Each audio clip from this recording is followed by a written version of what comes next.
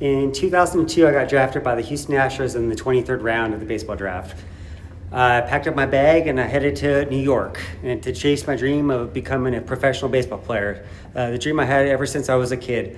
But there were several moments when I was in the locker room that changed everything for me. And it made me walk away from my dream, and I felt like it was my purpose at that time was to be a professional baseball player. Baseball was my identity. It was my obsession. It was, my one shot, I felt like, to make it in the world. I had worked my entire life for that one phone call where they said, "Congratulations, you have been drafted."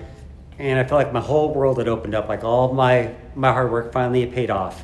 So I landed in New York. I got picked up by a limo with a couple other guys, and I started playing single A ball. Everything I ever thought I wanted was right in front of me. But you know what? All those autographs I had for all those kids, all the fans, they're definitely not worth much these days. Let me just tell you that. But so here's the part that no one talks about.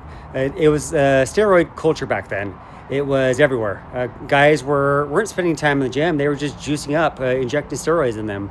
Several times in the locker room, I had guys ask me and tell me pretty much I needed to take steroids or else I wouldn't make it far in this league. And so I decided I had a hard choice, either become someone I've never wanted to be or stand up for what I believe in.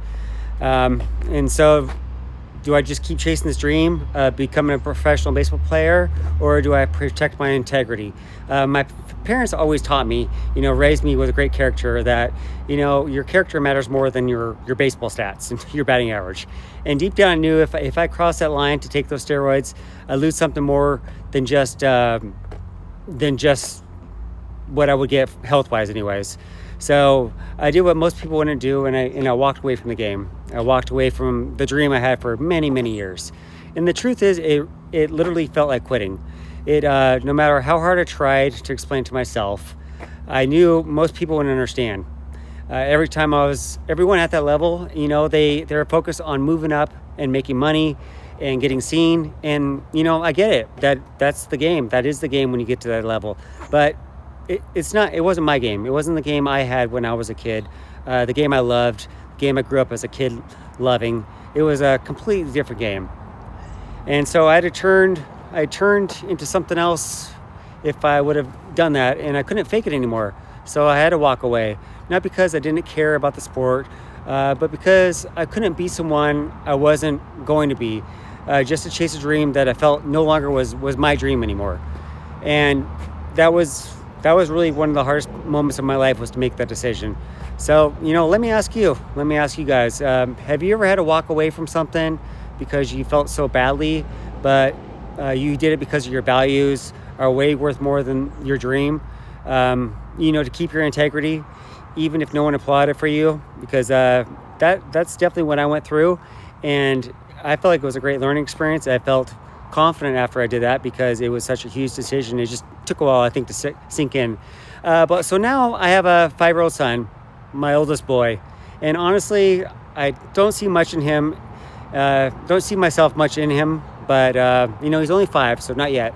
He's not into sports. He's into building things and taking things apart, but doesn't really put things back together. So still working on that. But maybe that's another topic. It's too hard to put back together, Dad.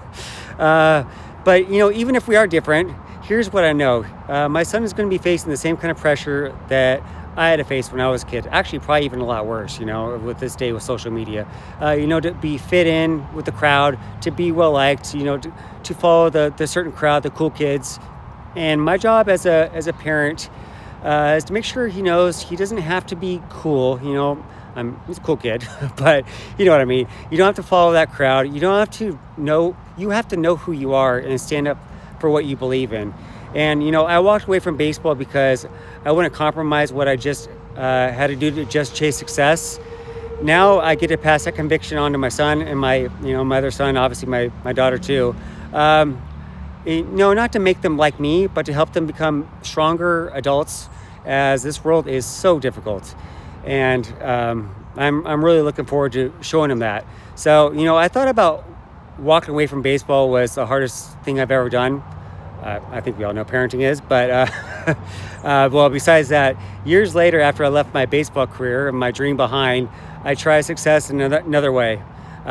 This way was in more financial market. This time it was in the crypto market and day trading. And boy, this time, I tell you, I had a wife, a mortgage, and 3 kids. And the stakes were much higher. So I'll have to tell you about that one next.